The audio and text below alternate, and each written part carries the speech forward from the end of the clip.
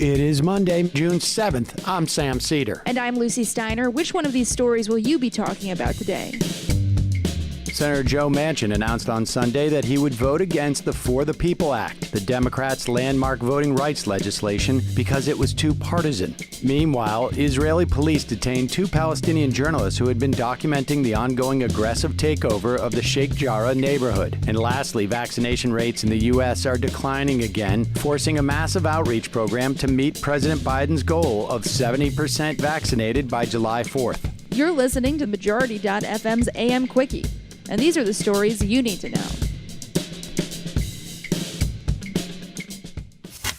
Joe Manchin has abandoned all pretense of working for the Democratic Party. On Sunday, in an op-ed for the Charleston Gazette, the supposedly Democratic senator said he would vote against his party's landmark voting rights legislation, effectively dooming its chances of becoming a law. Manchin's reasoning was as absurd as you'd expect. He called the bill, known as the For the People Act, too partisan. His evidence for this was that it had failed to attract a single Republican vote of support. It's obvious why this was. Republicans know they won't win elections if the For the People Act is passed because voter suppression is the only play they have. On some level, Manchin must know this, but in the same op-ed, he also vowed never to vote against the filibuster, which makes his stance perfectly clear. He wants to hold his own party hostage to his own misguided agenda. Manchin indicated that he would support another voting rights bill, the John Lewis Voting Rights Advancement Act, that doesn't go as far as the For the People Act. But without an end to the filibuster, Manchin knows that bill doesn't have much of a chance of passing either. It's enough to make you wonder which party he's really working for.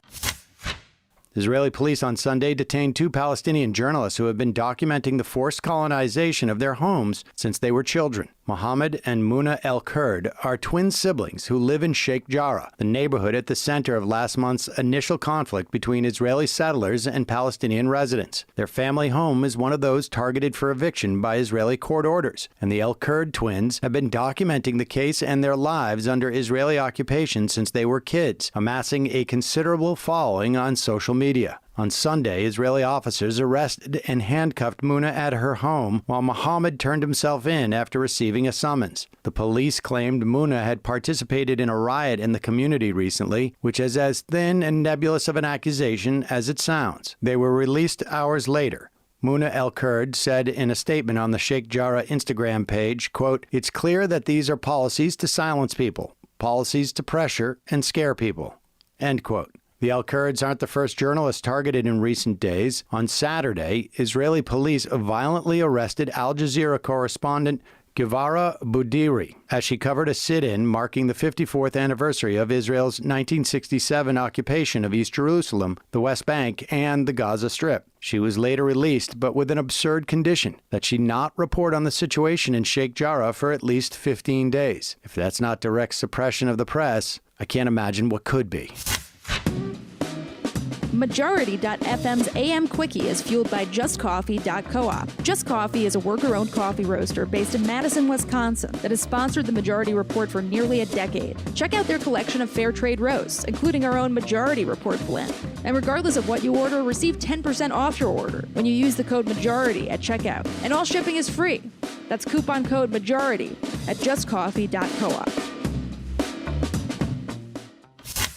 Finally, the Washington Post reports that Joe Biden's vaccination blitz is not looking very blitz-like at the moment. The United States is averaging fewer than 1 million shots per day, a decline of more than 2/3 from the peak of 3.4 million in April, this according to the Post. Biden wanted to have 70% of all adults vaccinated by July 4th, but that's looking less and less likely by the day. In response, the Post reports that the government and local health clinics are deploying small armies of healthcare workers and volunteers at vaccination sites, often outnumbering the people who come to get the shot. Vaccination rates are falling across the South and Midwest, despite good numbers from the big cities on the East and the West Coast. The Post reports that this steep decline began in mid-April, right when the government temporarily suspended the Johnson & Johnson vaccine while they probed rare blood clotting reactions. The group that still needs the vaccine is, predictably, the people who are most resistant to it or the worst educated about it. That puts the burden of public health on the government to reach these people. Based on the current numbers, Biden's campaign is falling way short. And now for some quicker quickies. Quicker Quickie. Did you miss him? Donald Trump held one of his first public speeches in months in North Carolina on Saturday. You'll never guess what he talked about. Conspiracies, voter fraud, and far-right talking points. That's what we have to look forward to for a long time to come. Enjoy! The White House says that 31 million Americans now have health care coverage through the Affordable Care Act. That's nice and all, but there are almost 330 million people in this country, and all of them deserve health care. The New York Times reports that the U.S. withdrawal from Afghanistan is predictably hindering the country's other efforts to wage war in the region, like competing CIA efforts to continue carrying out clandestine operations. It's a good reminder that troop withdrawals are only the tip of our country's monumental iceberg of war. Global leaders agreed to the Biden administration's proposed tax plan over the weekend, giving the green light to a mandatory 15% minimum tax rate on corporate profits, regardless of where those companies base their headquarters. Quickie.